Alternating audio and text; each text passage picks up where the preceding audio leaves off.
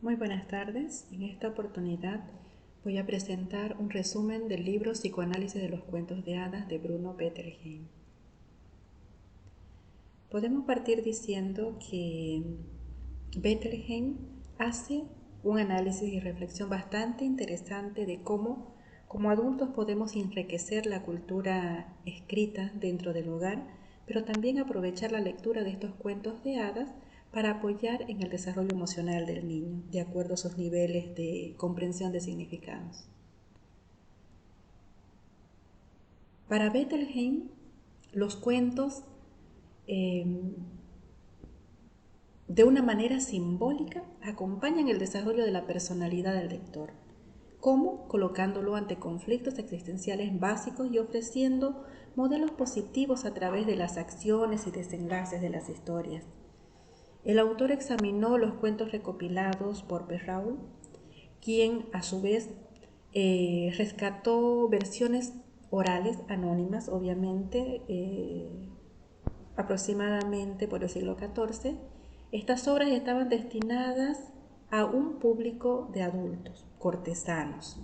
Los cuentos tenían finales por lo general aleccionadores para superar los conflictos que presentaban las historias, y como eran destinados a adultos podrían ser muchas veces bastante crudos.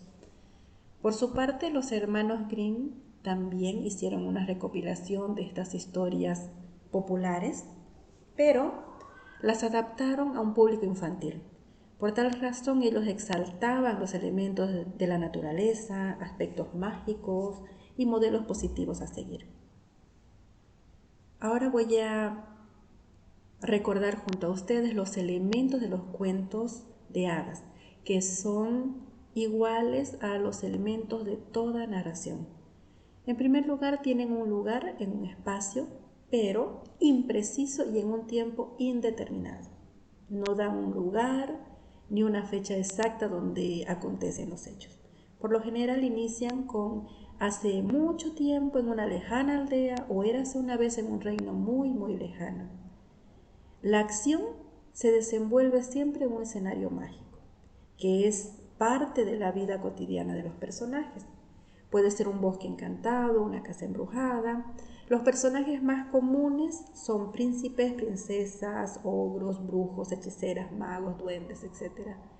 Y hay omnipresencia de sucesos sobrenaturales y objetos con poderes mágicos. Podemos recordar animales personificados como el gato con botas, la alfombra voladora de Aladín, el reino de Nunca Jamás de Peter Pan, por ejemplo, o los muebles encantados del castillo de la Bella y la Bestia, etcétera, ¿no?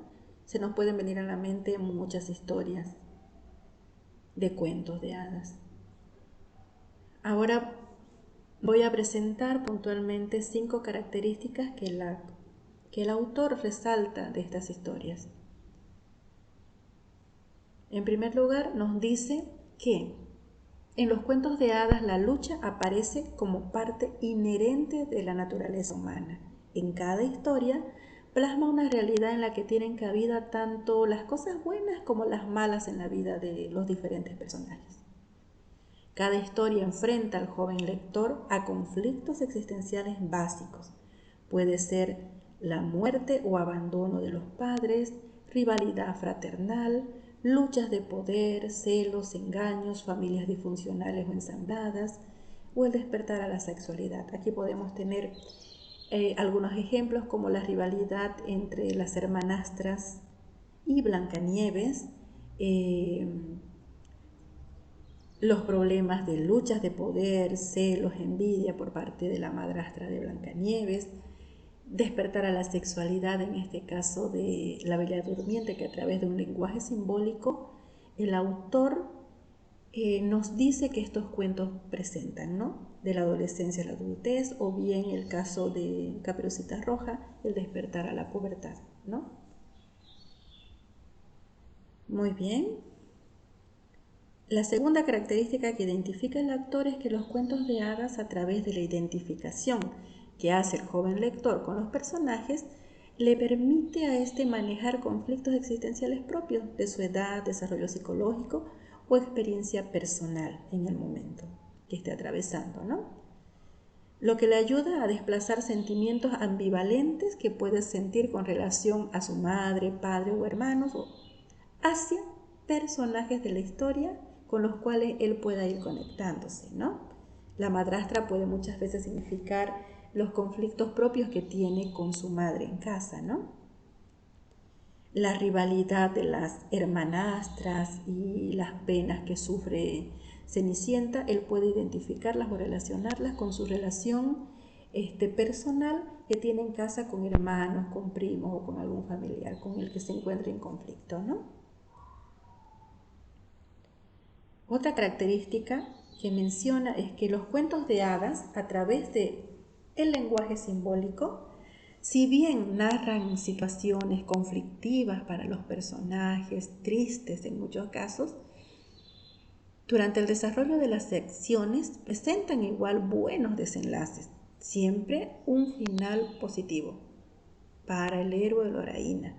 En este caso, al alcance de la comprensión y madurez del lector. Es decir, que el niño comprende que los hechos, lugares y personajes no son reales, pero los conecta a su realidad a través del significado simbólico que él les va atribuyendo, lo que le puede ayudar, como ya he dicho, a superar etapas de desarrollo psicológico o conflictos que tenga él en su momento.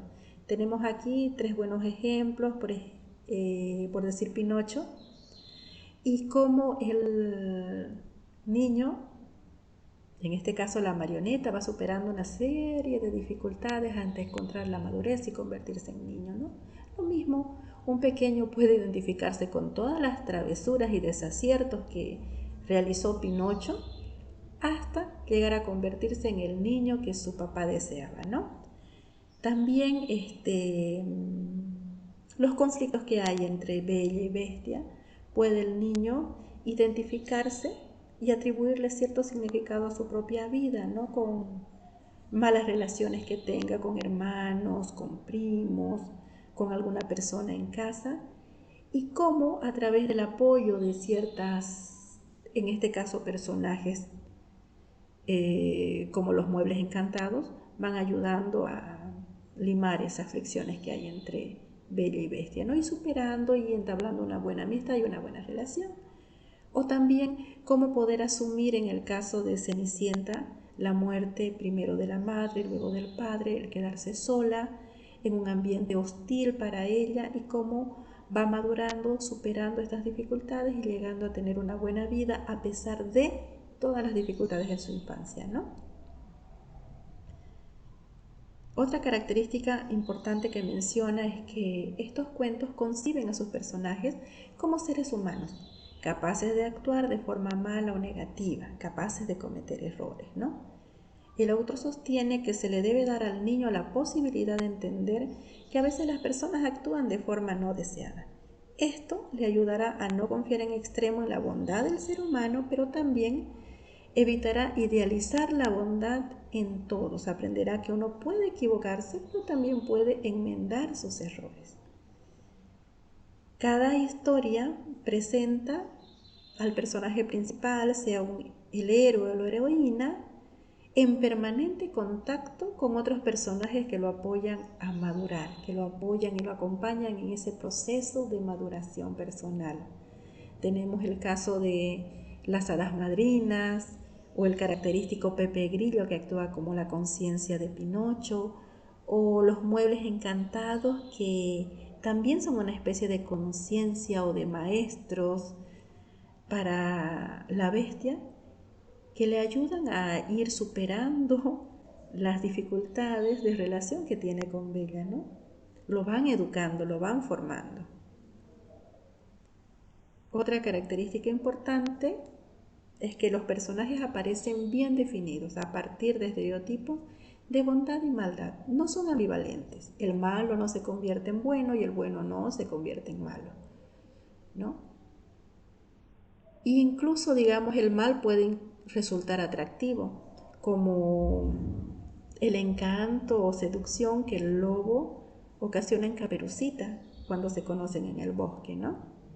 o como la ancianita tierna va y le regala una manzana envenenada a Blancanieves en el bosque, etc. El joven lector se va identificando con el héroe o la heroína, pero no por una cuestión moral, sino por su capacidad de vencer obstáculos.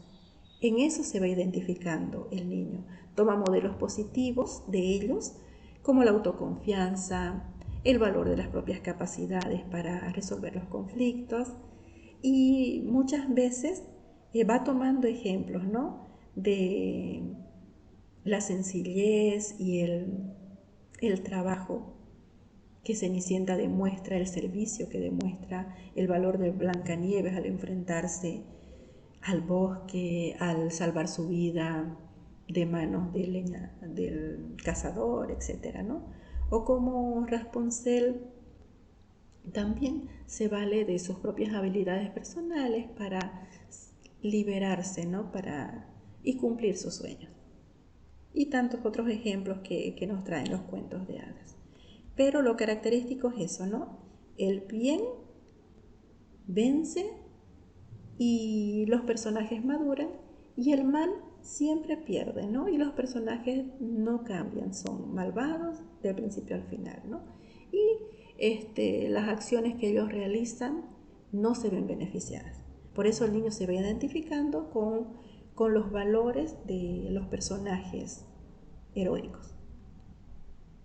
Ahora bien, quiero aprovechar igual en presentar puntualmente algunas observaciones que hace el autor en el capítulo Contar cuentos de hadas, ¿no?, que está entre las páginas 182 y 88 del libro. ¿Qué nos dice el autor? Para desarrollar al máximo los significados simbólicos e interpersonales del cuento, es preferible que contar un cuento antes que leerlo, la narración. El lector debe vincularse emocionalmente tanto con la historia como con el niño, sintonizando empáticamente lo que la historia puede significar para el pequeño, leerla con entusiasmo, hacer que el niño disfrute, que vaya descubriendo cada acción con emoción, ¿no? El sentido de participación activa que un adulto experimenta al contar una historia contribuye y enriquece la experiencia que el niño extrae de ella, ¿no? Y obviamente le hace disfrutar, despierta su interés por la lectura, por seguir leyendo otras historias. Ayuda de igual forma a afirmar la personalidad del niño a través de una experiencia concreta ¿de qué? De relación con otro ser humano, en este caso el adulto más cercano a ella, ¿no?, por apego, por afinidad, que puede apreciar sus sentimientos y sus reacciones, sentimientos de miedo, de alegría, de expectativa. Aparte nos dice que cuando se habla de comprensión intelectual del significado de un cuento de hadas, no se trata de contarlo con intenciones didácticas. Él recalca la importancia de esto. El contar un cuento con un objetivo dado lo convierte en una fábula o en alguna experiencia didáctica, que en el mejor de los casos se dirige a la mente consciente del niño, pierde la esencia que para él tienen los cuentos de hadas, que es descubrir. El propósito del relato del cuento debe ser una experiencia compartida en cuanto a la satisfacción que proporciona, aunque pueda ser distinta para el adulto y para el niño, ¿no es cierto? El niño debe ir directamente a su inconsciente el significado y construirlo él mismo a través de su experiencia, ¿no? El niño disfruta de la fantasía, del descubrimiento, de cada acción, de cada desenlace, sea bueno, sea malo, mientras el adulto también obtiene placer, pero de ver cómo el niño disfruta, de encontrar nuevas estrategias, nuevas formas de hacer más interesante la lectura, o también de la reminiscencia que tenga de su propia experiencia en su infancia, ¿no? Para esto, el autor nos dice que nunca se debe explicar al niño el significado del cuento, pero el adulto, el narrador, debe comprender el mensaje que el cuento transmite a la mente preconsciente del niño. Para ello sostiene que es importante que se seleccione los cuentos más apropiados al estadio de desarrollo del niño y a las dificultades psicológicas que pueda estar enfrentando en un momento dado por la edad, ¿no? Y la comprensión de los diversos niveles de significado del cuento por parte del narrador hace posible que el niño extraiga del relato la clave para entenderse mejor a sí mismo. Es decir, que como adulto, como papá, como docente, debo saber cuáles las lecturas son más apropiadas en un momento determinado de la edad del niño, ¿no? Y no debe asustarme el hecho de que haya mucha violencia. El niño sabe que los personajes, que las acciones no son reales, que son fantasía, y él no las va a replicar en el mundo, en su vida real, ¿no? Por eso los cuentos de hadas describen los estados internos de la mente mediante imágenes y acciones. No necesitan nada más para expresar que alguien se siente afligido. El niño va a ir descubriendo a través de la descripción, incluso de los escenarios, donde se desenvuelven las acciones, los estados de ánimos del personaje. Por decir, recordando el cuento Hansel y Gretel, ya sea el héroe o la heroína se enfrenta a problemas que parecen no tener solución, están solos en un bosque impenetrable.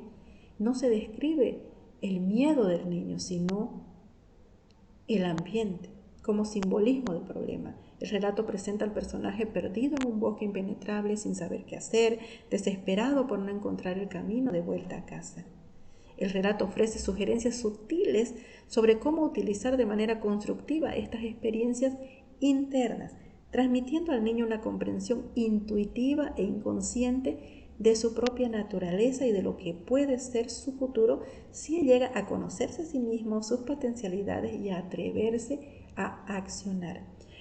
Pero, como se ha repetido constantemente, el adulto no le debe dar ese lineamiento. El niño tiene que descubrirlo, tiene que interiorizarlo a través de las lecturas que vaya haciendo. Con cada nueva lectura el niño va a ir teniendo nuevas comprensiones.